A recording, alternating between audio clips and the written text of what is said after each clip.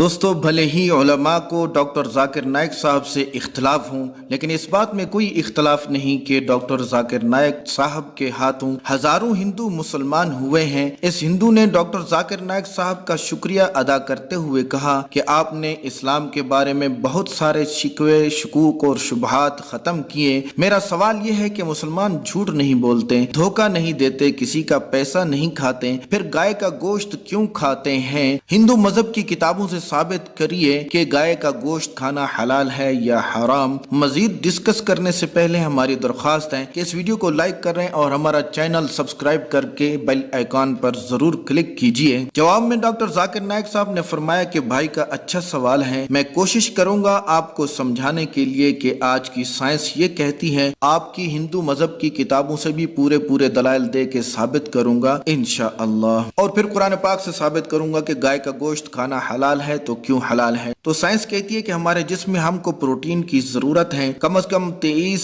MNO acid की जरूरत है। 23 में से 8 MNO एसिड हमारे जिस्म में बनते ही नहीं जिंदा रहने के लिए, जो कि बहुत ही जरूरी है। ये 8 MNO हमें मिलने चाहिए वरना हम मर जाएंगे, और किसी भी खुराक में ये MNO नहीं पाए जाते सिवाय गोश्त के।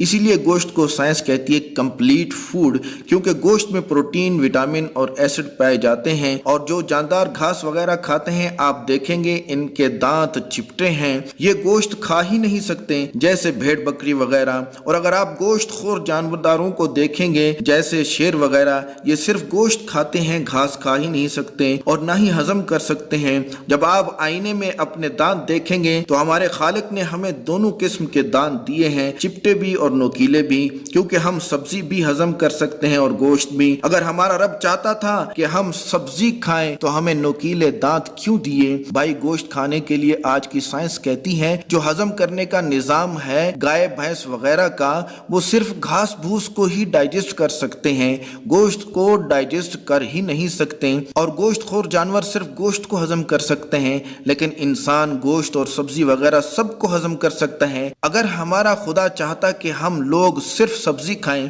तो हमें ये गोश्त हजम करने का सिस्टम क्यों दिया? और बहुत सारे लोगों को गलत फहमी है कि हिंदू मजहब में गाय का गोश्त खाने की ममानियत है। भाई आप हिंदू हैं ना, आपके नाम से लगता है आप हिंदू हैं। और उसने कहा हाँ मैं हिंदू हूँ। आप जब हिंदू मजहब की किताब पढ़ते हैं, आपकी मजहबी किताब में लिखा है कि गोश्त भी खा सकते हैं, मांस भी खा सकते हैं और गाय का गोश्त भी खा सकते हैं। आप जब पढ़ेंगे मनुस्मृति चैप्टर नंबर 5 अध्याय नंबर 5 श्लोका नंबर 30 में लिखा है, अगर आप खाए जाने वाले जानवर खाते हैं, यानी जिन जानवरों का गोश्त खाया जाता है, और आप इनको खाते हैं तो आप कोई गुनाह नहीं कर रहे, क्योंकि अल्लाह ने कुछ मखलूक को बनाया है खाने के लिए और कुछ मखलूक को बनाया है खाए जाने के लिए। तो हिंदू मजहब के मुताबिक अगर आप खाए जाने वाले जानवर का गोश्त खाते हैं तो आप कोई गुनाह नहीं कर रहे। और सुनो, लिखा है मनुस्मृति में अध्याय नंबर 5 श्लोका नंबर 21 में कि अगर आप इबादत के लिए जानवर को कत्ल करते हैं तो कोई गुनाह नहीं कर रहे, बशर्ते कि इस जानवर को जिंदा अजाब ना दिया जाए जैसा कि चाइना वाले जिंदा जला देते हैं। ये गलत है। आप इसको ज़िबा कर सकते हैं ताकि जल्दी से इनकी जान निकल जाए। और सुनो, लिखा है मनुस्मृति में अध्याय नंबर 5 श्लोक नंबर 39 और 40 में कि अल्लाह ने कुछ जानवर बनाए हैं कुर्बानी के लिए, तो कुर्बानी के लिए कत्ल करना कोई गुनाह नहीं है, क्योंकि ये कुर्बानी का काम भी अल्लाह ताला ने ही दिया है। तो मनुस्मृति के मुताबिक आप जानवर का गोश्त खा सकते हैं। और सुनो, जब आप मुताला करेंगे महाभारत का अध्याय नंबर 88, युधिष्ठिर पांडव के 5 भाई थे, इनमें से सबसे बड़ा युधिष्ठिर था। वो पूछता है भीष्म से कि हम कुर्बानी में क्या खाना दें ताकि हमारे परदादा खुश होंगे। तो भीष्म कहता है कि अगर हम कुर्बानी या इबादत में चावल, सेब, सब्जी वगैरह देंगे तो हमारे परदादा 1 महीने के लिए खुश रहेंगे। अगर हम इबादत में मछली देंगे तो 2 महीने के लिए खुश रहेंगे।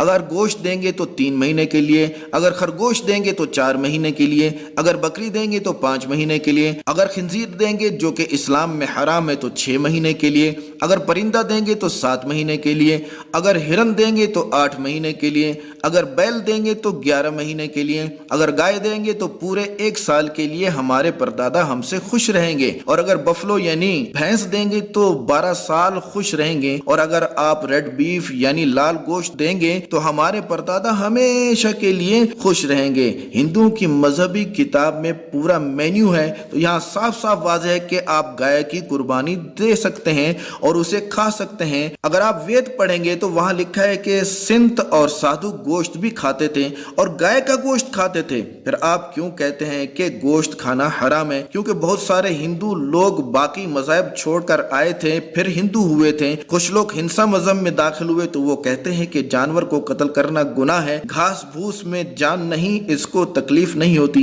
इसलिए सब्जी वगैरह खा सकते हैं और घास फूस भी खा सकते हैं, इसको खाना गलत नहीं है। और जानदार का गोश्त खाना गलत है। आज साइंस तरक्की कर चुकी है और हम जानते हैं कि पेड़ पौधों में भी जान है और इनको भी तकलीफ होती है। इनकी लॉजिक बदल गई कि पेड़ पौधों को दर्द नहीं होता, हालांकि साइंस कहती है होता है। इसीलिए वो कहते हैं, यानी इसीलिए कहते हैं हिंदू लोग कि पेड़ पौधे खाना छोटा गुनाह है और जानवर खाना बड़ा गुनाह है। और आज की साइंस कहती है कि पेड़ पौधों के दर्द की आवाज आपको सुनाई नहीं देती, हालांकि उनको भी दर्द होता है, क्योंकि इंसान 20,000 साइकिल्स तक सुन सकते हैं, इससे नीचे इससे ऊपर नहीं सुन सकते। वो चीखते हैं लेकिन हमें इनकी आवाज सुनाई नहीं देती। तो एक साहब ने मुझसे बड़ी बहस की और कहा, ठीक है पेड़ पौधों में भी तकलीफ का एहसास है, लेकिन इनमें सिर्फ 3 सेंसर्स होते हैं और जानवर में 5 सेंसेस होते हैं, इसलिए जानवर का कत्ल करना बड़ा गुनाह है। तो मैंने इससे पूछा कि अगर आपका भाई पैदा होता है 3 सेंसेस के साथ, वो सुन नहीं सकता, वो बोल नहीं सकता और कोई इसे कत्ल कर देता है, तो क्या आप जज से जाके कहेंगे कि जज साहब आप कातिल को सजा कम दें क्योंकि मेरा भाई 3 सेंसेस वाला था? आप तो कहेंगे कातिल को डबल सजा दो क्योंकि उसने गूंगे बहरे को कत्ल किया है, उसने मासूम शख्स को कत्ल किया है, लिहाजा इसको डबल सजा दो। तो लोगों ने खूब तालियां बजाई। और कुरान पाक में अल्लाह ताला फरमाते हैं सूरह बकरा में सूरह नंबर 2 आयत नंबर 168 में कि जो अच्छी चीजें अल्लाह ने तुम्हें अता की हैं वो सब खाओ। तो अगर आप मुताला करेंगे मजहबी किताबों का, साइंस का, तो गोश्त खाना कोई गलत नहीं। और मुझे कोई गिला शिकवा नहीं कि अगर कोई गैर मुस्लिम नहीं खाते, क्योंकि अगर इंडिया में सब गोश्त खाने लगेंगे तो इंडिया में गोश्त का भाव बढ़ जाएगा। अगर आप ये कहेंगे कि गोश्त खाना गलत है तो आपको आपकी मजहबी किताबों का मुताला करना चाहिए, और आपको आपकी मजहबी किताबों के बारे में पता नहीं और ना ही साइंस के बारे में पता है। तो अगर आप कहेंगे कि गोश्त मत खाओ तो आप 2 मिनट भी गोश्त खाए बगैर नहीं जी सकते। आप सांस लेते हैं तो बहुत सारे जर्म्स यानी जरासीम को कत्ल कर रहे हैं, अपने अंदर ले जाके मार रहे हैं, हालांकि जर्म्स में भी जान होती है। तो आप इन जानदारों को लाखों को करोड़ों को कत्ल कर चुके हैं।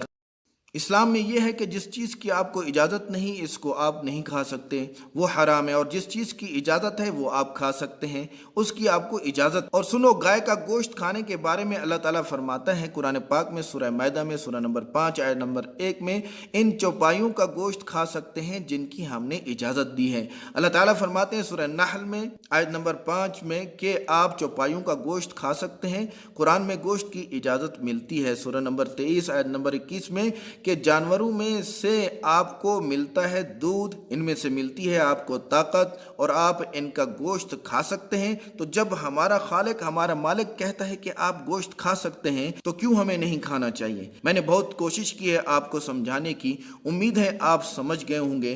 दोस्तों, उलमा को भले ही डॉक्टर जाकिर नाइक साहब से बहुत सारे इख्तलाफ हों और हैं भी, लेकिन इस बात में कोई इख्तलाफ नहीं कि डॉक्टर जाकिर नाइक साहब के हाथों अल्लाह ताला ने लाखों हिंदू मुसलमान किए, तो इनको दाद देनी चाहिए और इनके लिए दुआ भी करनी चाहिए कि इन जैसे 20 डॉक्टर्स और भी पैदा हो जाएं ताकि हिंदू जहन्नम की आग से बच जाएं। दोस्तों, इस वक्त डॉक्टर जाकिर नाइक साहब मलेशिया में मुकीम हैं। इनके खिलाफ साजिशों का ढेर हो गया था, हत्ता कि इनके सर कलम करने की कीमत 15 लाख रुपए रख दी गई थी। और वीडियो पसंद आई है तो इसको ज़रूर लाइक और शेयर करें और हमारा चैनल ज़रूर सब्सक्राइब करें। शुक्रिया।